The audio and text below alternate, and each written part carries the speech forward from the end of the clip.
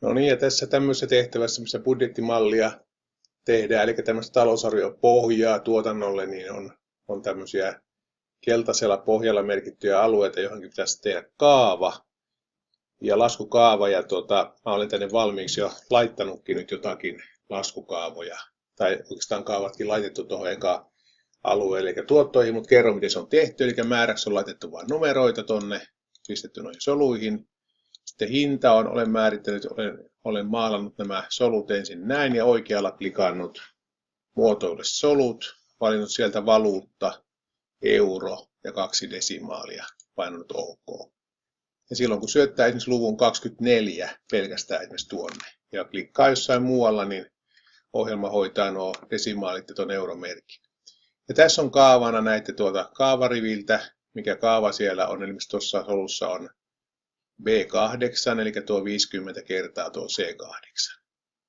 Sieltä löytyy se kaava.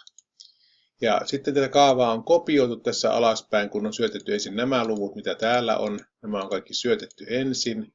Sen jälkeen voidaan kaavaa kopioida raahaamalla tuosta oikeasta alaspäin. Voin näyttää, että mä poistan vaikka nuo tuosta noin vastaukset, niin mä klikkaan tätä vastausta ja tuosta oikeasta alakulmasta mustalla plussalla vasen hiirennappi pohjassa raahaan ja päästän irti, niin se laskee ne automaattisesti nuo kaavat sinne.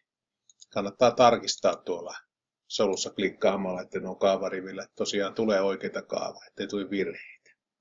Tässä sitten yhteensä, kun lasketaan nämä yhteensä luvut yhteensä tähän E14, niin kaava löytyy tuolta. Voisin tässä näyttää, miten se on tehty. Eli pistetäänpä sinne yhtä kuin, eipä laitetakaan, vaan tehdään helpommin. Mennään klikkaamaan suoraan tuota automaattinen summa-painiketta ja maalataan sitten nämä luvut ja painetaan enteriä, niin saadaan se sinne suoraan toi vastaus aikaiseksi. Eli tässä solussa E14 nyt lasketaan yhteen alue D8 D12. Alue on tuommoinen kaksoispiste, näyttää tuolla olevan täällä D8 ja D12 välissä, niin kaksoispiste tarkoittaa, että se alue siltä väliltä kaikki luvut on valittu ja myöskin ne ääripäät on valittu siitä. Kulut lasketaan samalla tavalla ja nämä muut laatikot samaan tapaan. Sitten täällä tulee täällä alempana kulut yhteensä riville 78, niin tuossa voidaan tehdä niin, että esimerkiksi näin, että pannaan klikaten tuossa E78 ja pannaan yhtä kuin merkki ja sitten käydään täältä napsimassa niitä kuluja.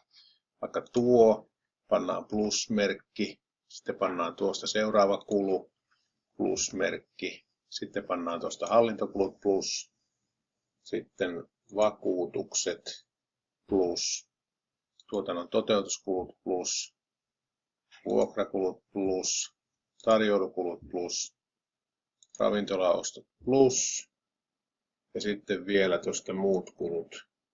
Sitten painetaan enteriä ja saadaan tuonne se kaava valmiiksi. Se näkyy nyt tuolla kaavarivillä se kaava, mikä on tässä solussa E78. Sitten kun sinne tulee näitä arvoja, niin totta kai sinne tulee myöskin sitten näitä, sitä mukaan tänne summa muuttuu sitten täällä laatikossa. Ja sitten on tämä tapahtuman tulos.